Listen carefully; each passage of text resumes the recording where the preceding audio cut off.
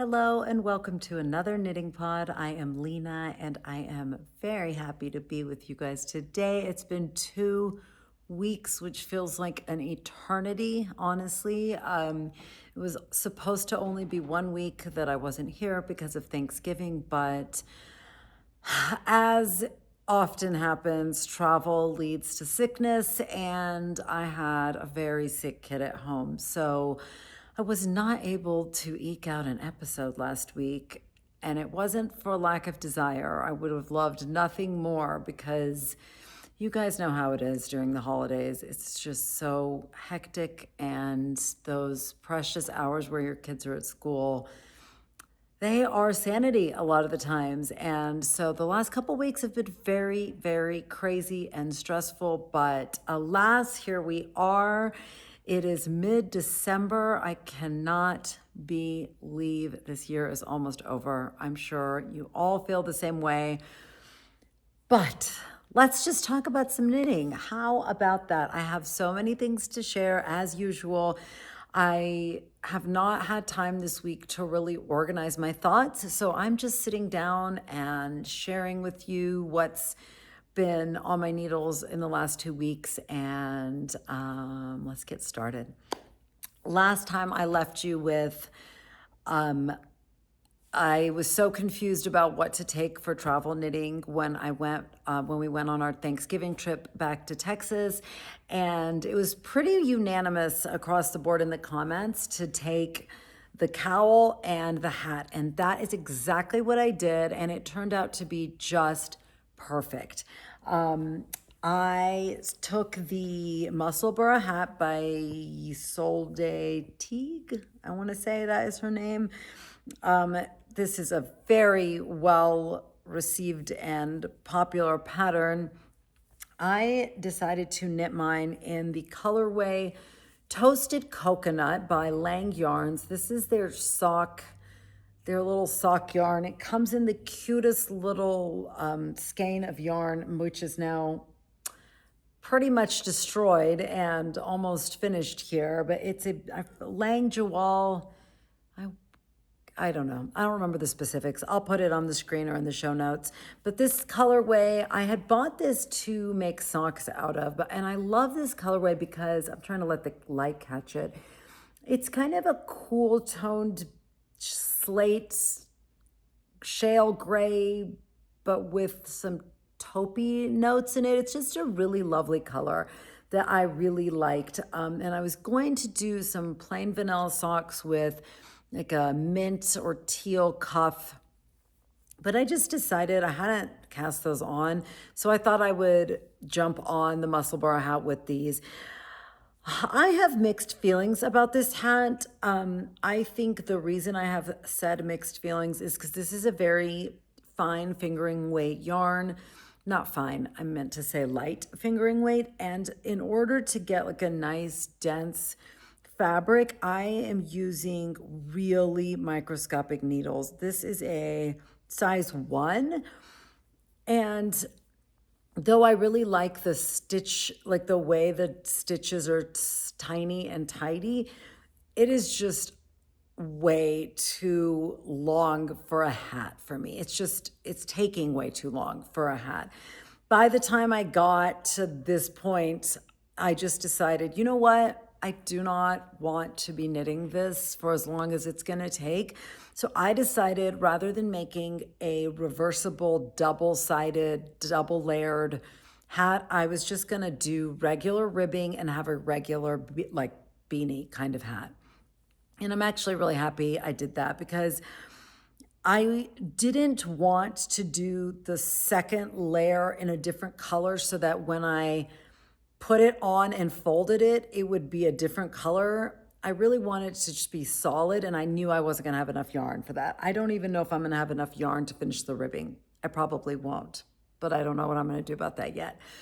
What was I gonna say? Oh, my dream for my Musselburgh hat was to have it be nice and snug and be able to wear it without folding it over. But as it came along, I felt like it wasn't going to be snug enough to fit the way I wanted it to fit, and that I was going to have to fold it over for it to feel good on my head.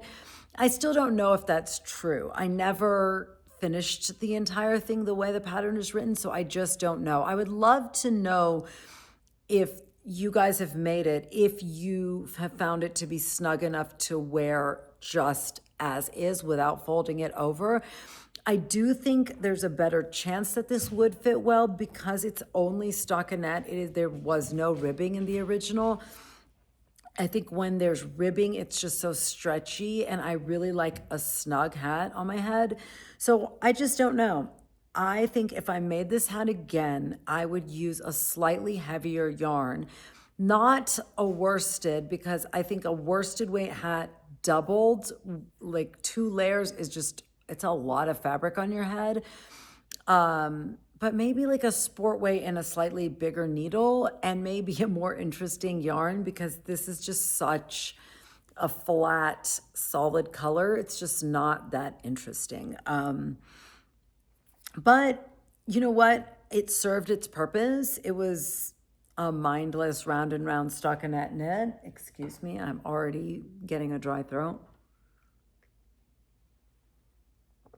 But this just wasn't a knit that I was just like super keen on. And again, like I said, it's not, I think the pattern is brilliant. I can see why tons of people have knit it, but I think the combination of a very like plain color and just stockinette, it just was getting really boring, and I couldn't imagine doing another 6-7 inches of that. So I decided to cut it off. I don't know what I'm going to do because this is all the yarn I have left, and I am not in a good place with the ribbing to call it good. So I don't know what I'm going to do, but it's just not on the top of my priority list right now.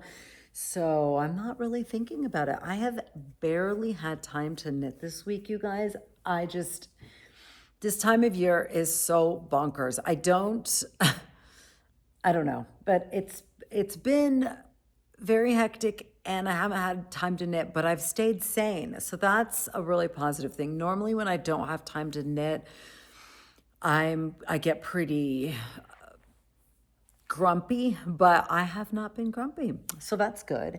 Now, the other thing that I was knitting over Thanksgiving that was the opposite in every way to that is the Minster cowl by Linda Bjork Eriksdotter.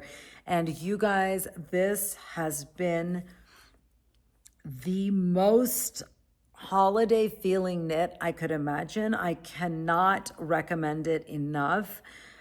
It has been so much fun. I'm trying to smooth it out so I can show you. It's exciting to show you because I never got to show you. I hadn't even cast it on when we talked about it, but it is coming along so beautifully. Just looking at it in the screen is making me so happy, you guys. I love it so much. Now, again, when I don't make notes, I tend to be more scattered, so I don't have anything keeping me organized today. So I'm going to try to remember the things that I was going to tell you about this. So it starts with the provisional cast on.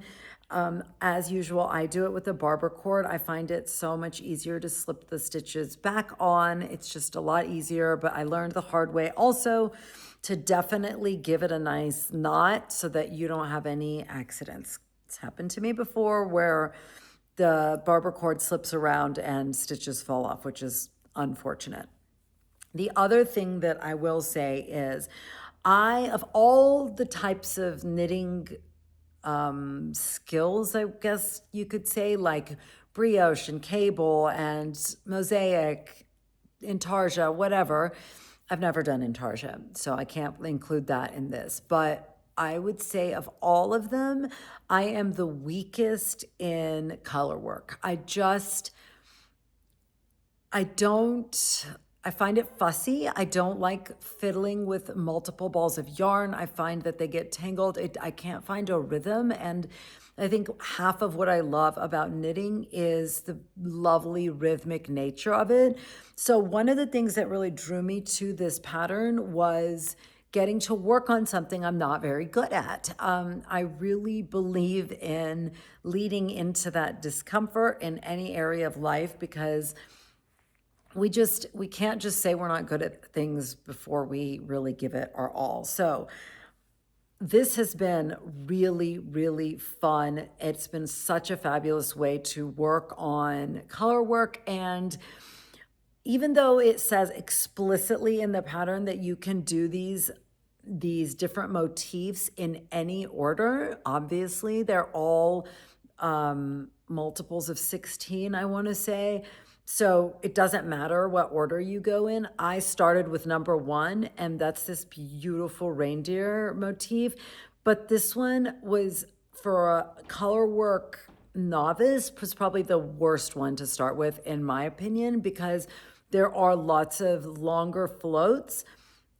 And that was very irritating and fussy for me at the beginning, especially because for some reason of both of these projects, I decided to do this one at the airport and on the airplane. And that was, I think I just wanted something more engaging, and it sure was, but it was also quite annoying. If I were to do it again, I would, like, this one is a great one because it really doesn't have any long floats, so you don't have to catch your floats.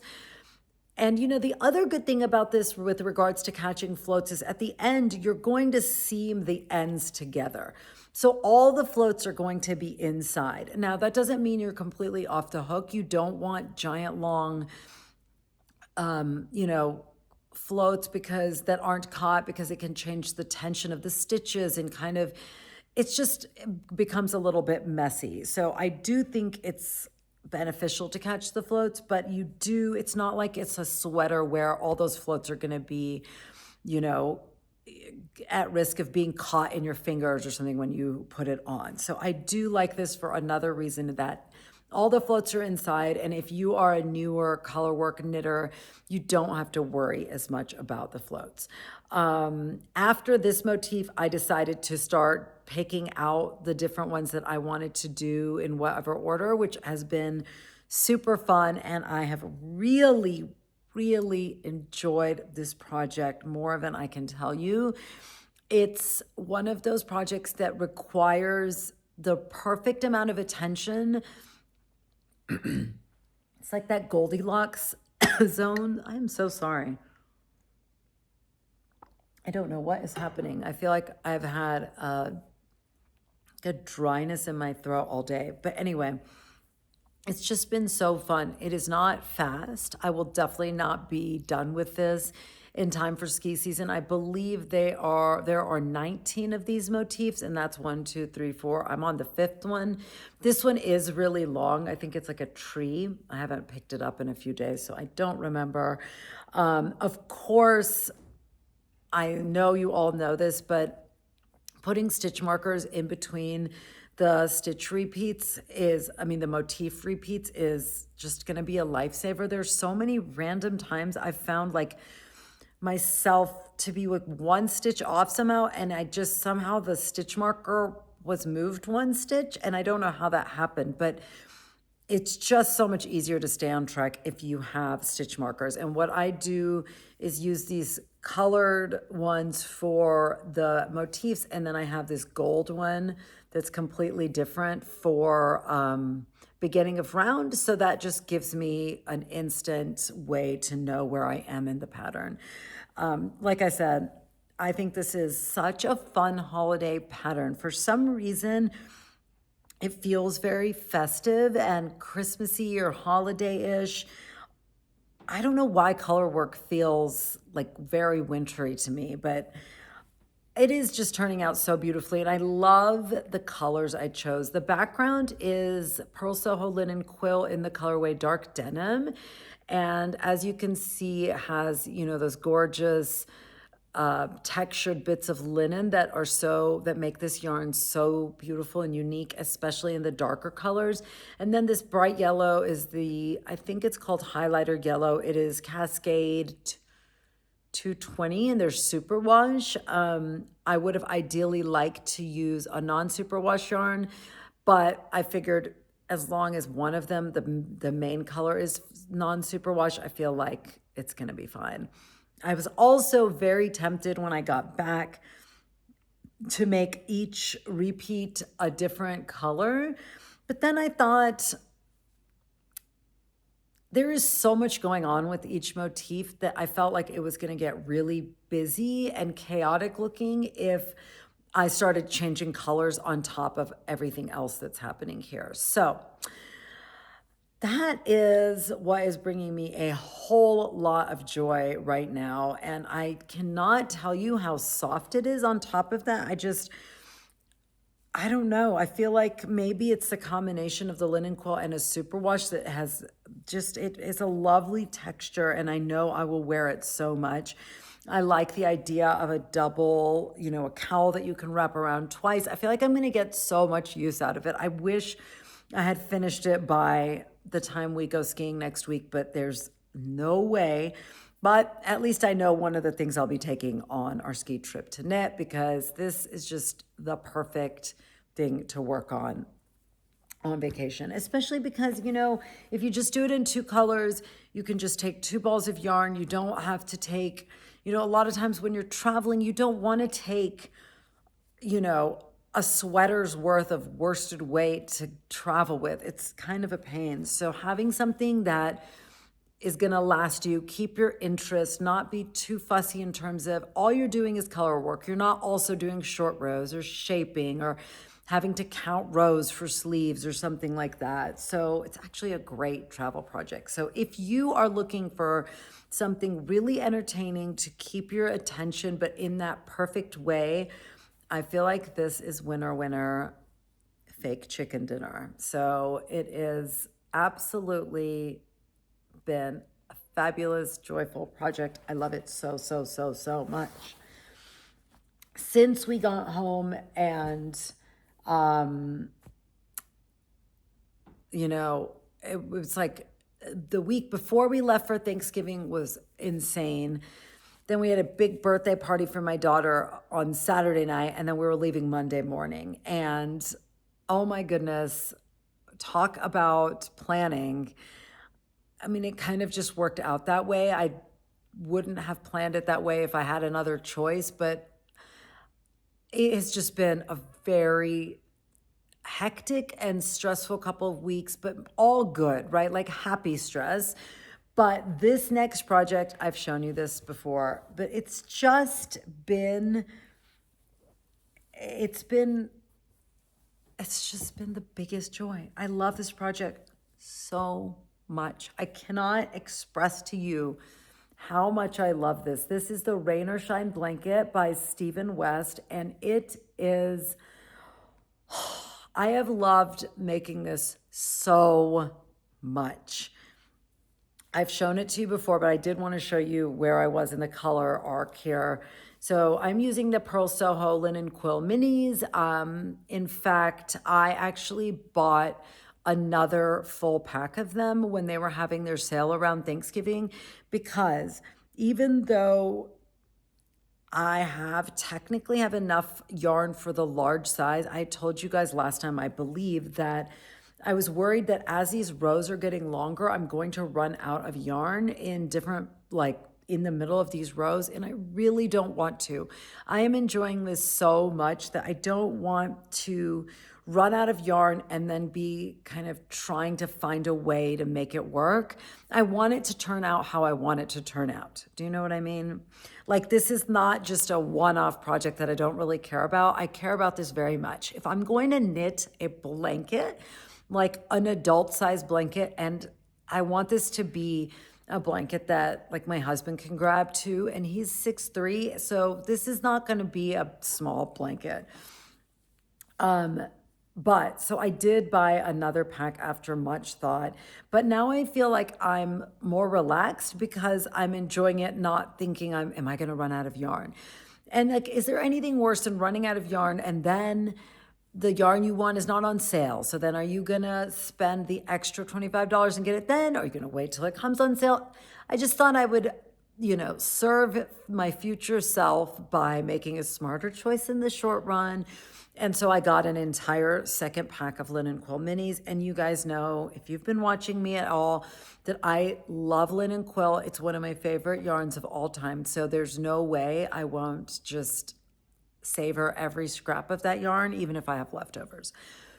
All that to circle back to I started with these reds and oranges and have gone through, and now we are at blues, and it's about to go into the darker blues, like dark denim and still water blue, I believe. And I think I have kettle black, and then it goes into the neutrals, like grays and beige kind of tones, the more natural colors. And I'm very excited about that, because what I think makes a rainbow situation like this a bit more elevated and less,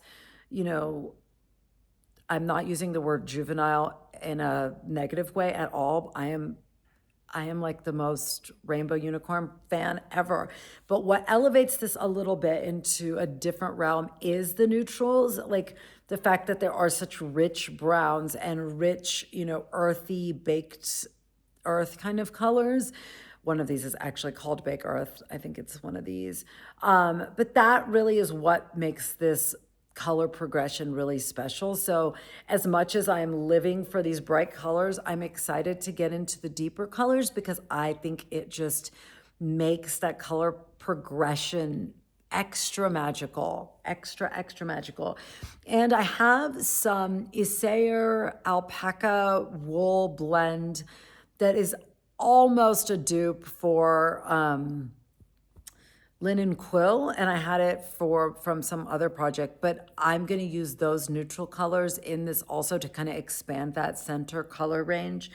And if this is the first time that you are seeing me talk about this blanket, it is marled. So you hold two strands at all times and you drop one and pick up the other. And it's literally like painting with yarn, you guys. If you haven't done this technique with solid colors, I really encourage you to. I used to love, the only way I would ever marl was with speckled yarn, that beautiful hand-dyed sock yarn like hedgehog fibers or any of the other La Bien-Aimée, the beautiful speckled variegated colors. I think when you marl those, you get a very cool look that you can do some really interesting fading and stuff like that. I did not anticipate how much the experience of marling linen quill would be different, because it's a more rustic yarn. It's non-superwash, and just the way the colors blend together, it's so interesting and makes for such a fun experience. This is like hands down one of my favorite knits of 2024. I will definitely not be finishing it this year, but it is top 3 for me. And leave it to Stephen West.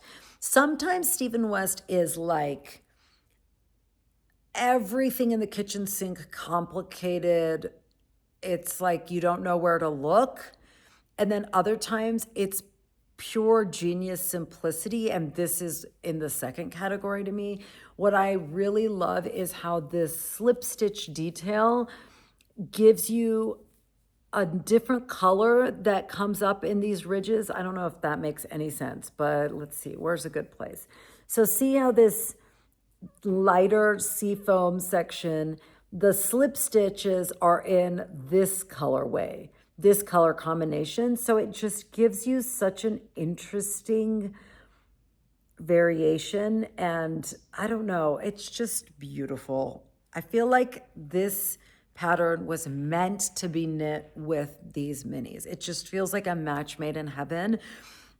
I've gotten some messages from a few of you thinking about pivoting from one blanket to this blanket, and you have my 100% endorsement to do that, because this blanket is everything. Like, I just can't imagine anything more fun. Now, one thing to remember is this blanket is a square. It is not a rectangular blanket. So you kind of just go until you think the length is what you want, and then you start to decrease rather than increase on each row. But I wanted to say that because I think some people would prefer a elongated blanket, and that makes total sense to me. This is just not one of them. I also think this would be just the best using up leftovers for a baby blanket gift. Yeah, because I love, if I'm going to gift knit, I want it to be yarn I have in my stash because using up yarn is a love language. But in order to make this enormous thing, this wasn't going to be a leftovers kind of situation. So anyway, could not recommend this enough. If you are someone who is affected deeply by color, we've talked about this before, but like when my daughter was sick, it was just a really hard week. She had been sick for a long time and it had been really hard. But every time I sat down to knit, it was on this. And it was like exactly what my mind needed, is to work with these colors in this really rhythmic, easy way. The pattern is just like, it's nothing. You would memorize it in 5 minutes. So it's a knitter's dream, y'all. It's a knitter's dream. And it's also lovely when you get a blanket big enough to keep you warm, because as you knit it, it's on your lap and it's just so cozy. So anyway, I know I just showed you this last time, but I couldn't help but talk about it again today because it is next level knitting for me. It's where it's at right now. Okay, what is next? Now, sometimes I think it's because it's been 2 weeks. So I've had so many thoughts and processes in my mind that I can't remember. I didn't write them down and I didn't share them with you. So I don't remember how this seed was planted in my heart, but very out of character for me because I like to knit with middle ground weight yarn. I don't love knitting with super duper fine yarn, and I don't love knitting with super, super bulky yarn. I'm like a Goldilocks. I like a mid-range, heavy fingering to DK is just sweet spot. But for some reason, I was craving a big chunky knit. I have no idea why. I truly, truly do not know. It's always something I see somewhere or see on Instagram or on email from, a knitter or something. I don't know where this seed came from. But I felt this desire, maybe not even to knit with a chunky yarn, but to have a garment in my closet that was bulky and big and like cozy in a crazy way. And I'm not that great on Ravelry, y'all. I have my designers that I love, and then I see things on Instagram. Sometimes I'm not on Instagram very much. But I kind of know what I like. If I'm looking for something, I know where to go for the thing I want. For instance, if I need color, I'm going to go to Stephen West. If I need like a way to use spin cycle in a way that I really, that's going to be really joyful, it's usually Andrea Mowry, right? Or I have my go-to designers. But not like being someone who's not drawn to big bulky knits, I didn't know who I should go to.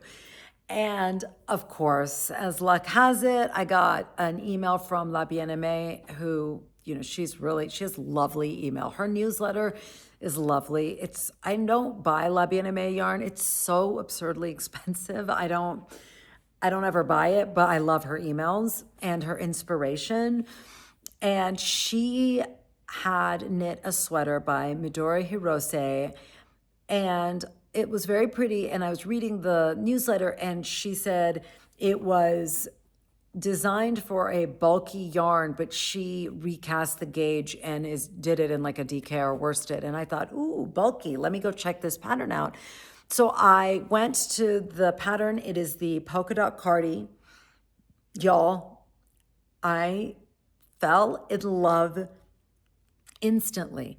And I had seen this pattern before in her because I love Midori Hirose. I think she is so talented and she has such a unique point of view. But that is somehow, I think, timing. I'm sure I'm not the only one who's experienced this, where I'll have seen a pattern and be like, sure, that's fine. But then one day it'll become like complete obsession and I feel like I have to knit it. This was one of those things. I just suddenly, it was like this desire for this bulky weight garment, and this pattern, it just was like 100% yes.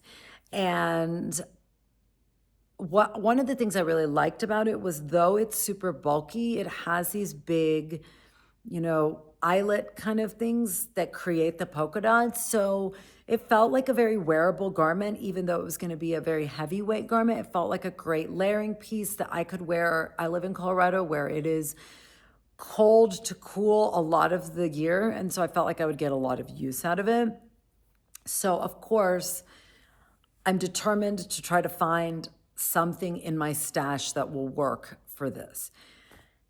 And of course, I didn't. I don't know how it is that I have so much yarn in my life, but when I need to be able to come up with a way to bring a vision I have to life, a lot of times I just don't have what I need. And it's so frustrating because I really like using my stash, but sometimes you have such a particular vision for something that you want to make that it's just not worth it to fudge it in, make it work with stash, because it's not going to be what you want it to be. And it was one of those things. So I definitely took a wrong turn here. So it was one of the days my daughter was exiting the flu, but still not well enough to go to school. You know what I mean? Like I was still not sure she could make it through like an 8-hour day. So it was like, okay, let's dip our toe back into life by going and looking at yarn, because we have so many yarn shops near us. And I was like, surely I can find what I want. I did not. There was not anything even close to what I had visualized. And what that was, I guess I should share what I had visualized. The picture that I fell in love with is this green cardigan. And this is a sandness yarn that she held double. I forgot exactly what it's called. It's an alpaca yarn. It's like a medium worsted weight yarn that she held double. And what I love about it is it has that halo and texture, and it gives that bulkiness, like a little, I don't know, dimension, and it kind of mellows the bulkiness because a lot of the bulk feels like fluff. But I just felt like I could not justify spending another $150 on yarn because I had just bought the Pearl Soho minis, and I don't love spending money. I'm a very frugal person. I want to spend money on the things I want, but I don't like wasting money at all. I am not someone who finds shopping fun because it just comes with so much guilt. I don't like spending money. So as we were driving to do something else, I think we were going to World Market or something to get gifts for her teachers or something like that, I had the brilliant idea, why don't I use acrylic yarn for this project? Why don't we go to Michael's and see if there is an acrylic yarn that I can use? Because I remember back in the day seeing bulky, like fluffy acrylic yarn at Michael's. And my daughter was like, really? Like, she knows what a yarn snob I am, and I'm not proud of that, but truly I am a yarn snob. I like really nice yarn, and I thought this is a great time for me to stretch myself and see what it's like to knit a garment in acrylic. And I ended up finding a color that I loved, and it's right here, so I'm gonna grab it, okay? Sorry, I'm gonna reach out of the frame. Okay, I didn't rip it out yet because I wanted to show you, but this is the color. It's this beautiful bubblegum pink because for some reason I really wanted like a pastel, like my vision of this was a pastel, bulky, fluffy, glorious sweater. So I was like, great. It was $15 worth of yarn, and the skeins are over there, y'all. They are like the size of my leg. They are enormous, these two giant skeins of yarn. I was like, this is the perfect color. Yay, I'm getting it. got gauged when I got home and everything. And then I got to this point, I've cast it on, I've gotten through like short row shaping and started establishing the pattern. Loved the pattern. As usual, Hirose is just a fantastic designer and pattern writer. More importantly, I think being able to write a crystal clear pattern is a gift, and she has it. But the more I knit it, I just couldn't get over the fact that I didn't like the way it felt. I didn't like the flatness of the color. I just couldn't stop thinking that I was making the wrong choice because I was going to put so much effort and then it didn't matter. At the end, I felt like I was not going to be happy with the garment. And so I paused and I was talking to my husband about it. And he was like, "What is wrong with you? Why just buy the yarn?" He's so sweet. He was like, "Why don't you just buy the yarn? You don't spend money on anything except yarn. Just buy the yarn." And I gave it a few days to make sure this is what I wanted to do, which was abandon the acrylic yarn. And it is. I'm disappointed in myself because I don't want to be a yarn snob. And I wanted to be able to say, I knit a garment that I loved for $15 worth of yarn, but it just, it's not happening right now. And of course, now I feel even more guilty because I spent $15 and then ended up buying the yarn, the expensive yarn anyway. So that is my story about my, little dalliance with acrylic yarn.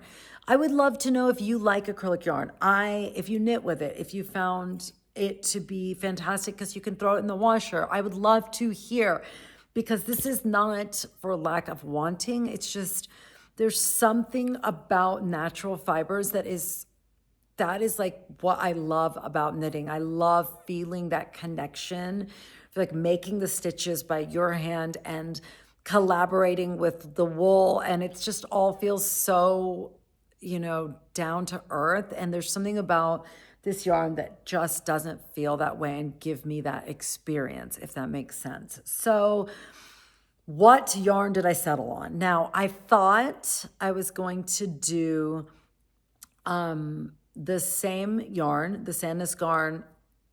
I can't remember what it's called. And also I would butcher the pronunciation and I don't want to embarrass myself. So I'll put it in the screen, but I was going to use the same yarn she used for the green one, but in the bubblegum pink colorway, because I don't know why. Pink is my favorite color. I know it's so stereotypical for a girl to like pink, but I just do. I can't fight my nature. But somehow I couldn't decide between the jelly bean green is the one she used. And I'm not usually drawn to green that much, but there's something about that green that was just giving me that sparkly feeling in my heart. So I couldn't decide between those two. And I just, day after day, I could not decide. And one night I was just scrolling on Wool & Company, which I do all the time because I love their website and they have so many yarns. And I was looking at Sandnes Yarn's other yarns and they had another alpaca blend base that was different. The base was called Kos, K-O-S. And rather than being, I believe the other one is almost 100% alpaca and then just like 5% nylon or something. Kos was mostly alpaca with some nylon and something else, another component, whether is it cotton, but it is more of like a tube construction. Like they look completely different. I will put pictures up so you can see what I'm talking about, but they really look very different. And I couldn't decide what look I wanted to go for. And I also then, I'm sorry, this is again, I'm so like, my brain is so scattered because I don't have anything keeping me on track. But Kaya and I went to go see the movie Wicked. And not to change the subject, I promise this is relevant. That movie is so phenomenal. You guys have got to see it if you haven't. And if you saw it and didn't like it, don't tell me because I loved it so much. It might be one of my favorite movies of all time. Anyway, that movie is literally green and pink. Like the one witch is always green, and then the other witch is always this bubblegum pink. And I just thought it was so funny because it was the exact colors I was toggling between that week. So I came home convinced I was going to be doing green in honor of the witch, the wicked witch, the misunderstood witch. But then I fell in love with this third colorway in the Coast base. It is, I forgot what it's called now, but what was it, pistachio? I can't remember what it's called. Again, I'll put it on the screen. It is so gorgeous. And there was something about this yarn and this base that captured exactly what I'm trying to knit. I wanted it to look like a frothy confection, like a cotton candy. And there's something about that pale celery green that is both pastel but not too cloyingly sweet. And it felt like a lot more wearable than the bubblegum pink in terms of versatility. I don't know. I just instantly fell in love with that pale celery color. I know it's not called pale celery, but that's what it feels like to me.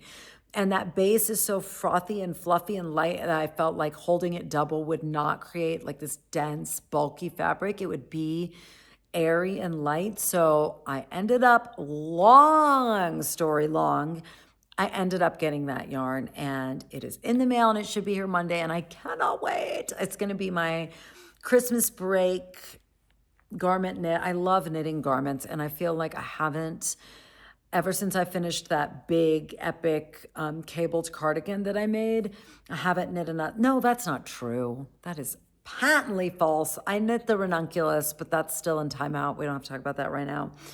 But I'm just really excited. This is a garment that is completely different than anything in my closet. So I'm really excited. I love to, like, I don't want to just knit a bunch of the same sweater that I like.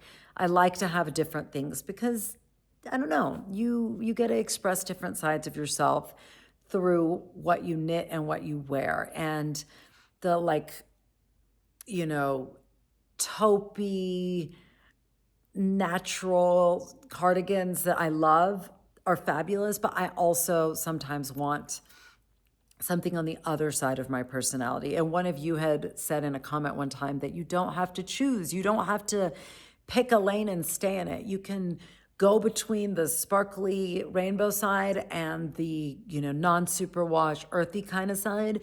And you don't have to pick. You can just enjoy doing both as you feel fit in your mood.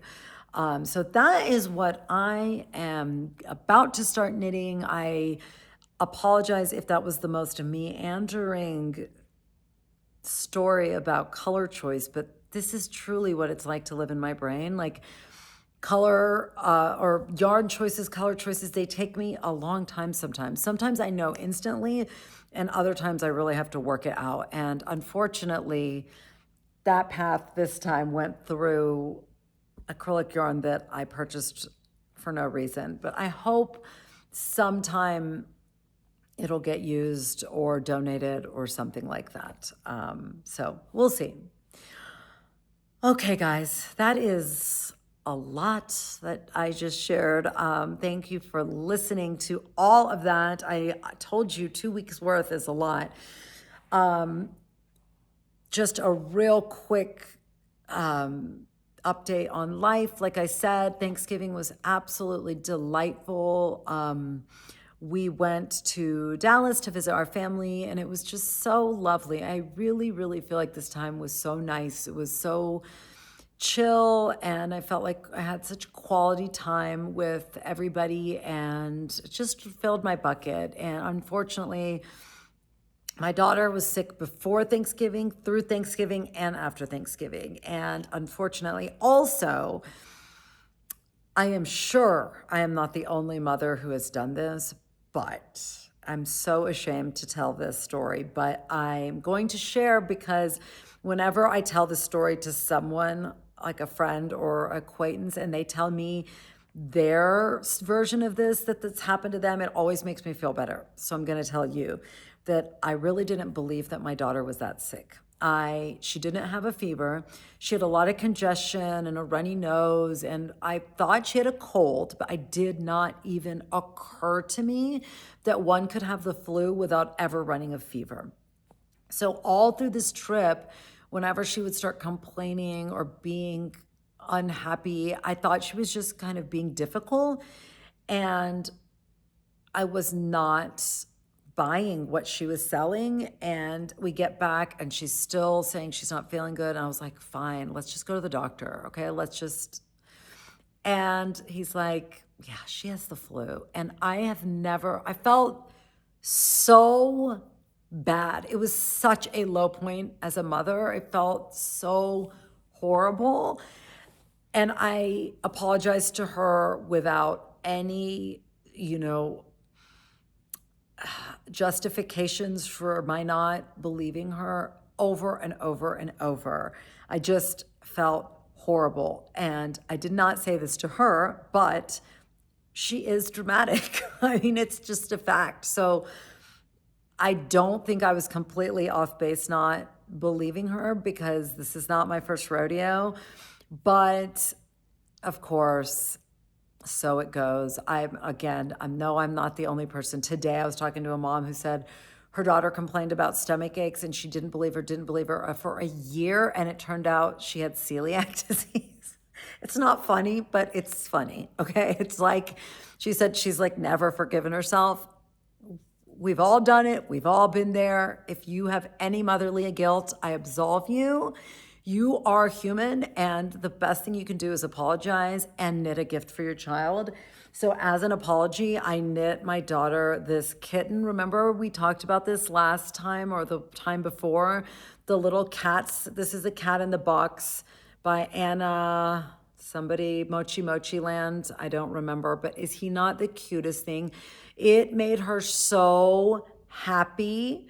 She just was over the moon. She carries him around everywhere.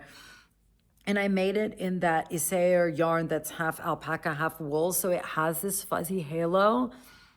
You guys, she was so down in the dumps. I think she was just so depressed from being sick for so long and not feeling better day after day after day. But when I made this for her and I gave it to her as an apology, she was I don't know, it lit her up in a way that it blows my mind how like making something for someone can make them feel so special. And especially with children, like they appreciate things like handmade things in a way that most adults do not. Like she understood like the love that went into making this little guy. And I have to tell you, it took no time. So please don't hesitate to jump on this bandwagon for the holidays. If you're making gifts or want to express your love for anybody, it's such a sweet gift to get. Like even an adult would love this. I'm making a second one for her best friend because she loves cats and it's her birthday and she wanted to give it to her. So I'm making her a little brown version of this cat. So I did want to share that with you guys also. Okay, officially, I'm going to let you get on with your day. Thank you for coming back. If you are a loyal and sweet viewer that's been wondering where I was, life is crazy. There's nowhere I'd rather be than with you guys, but sometimes it's just, I don't have the bandwidth. And last week, I needed the 2 hours that I had alone to just give myself some time I hadn't been alone literally in 2.5 weeks, and I just needed some sanity time. I'm one of those people that needs solitude for sanity. It is just a really ugly color on me to be overwhelmed with human contact. So anyway, all right. Have a lovely weekend. Enjoy. December is stressful, but please try to slow down and enjoy the moment as much as you can while you bustle around and do all the million things you have to do. I feel you, but sometimes you just need to pause and like realize what's happening around you and enjoy it, because sometimes you're just in this whirlwind and you're not even experiencing the moment.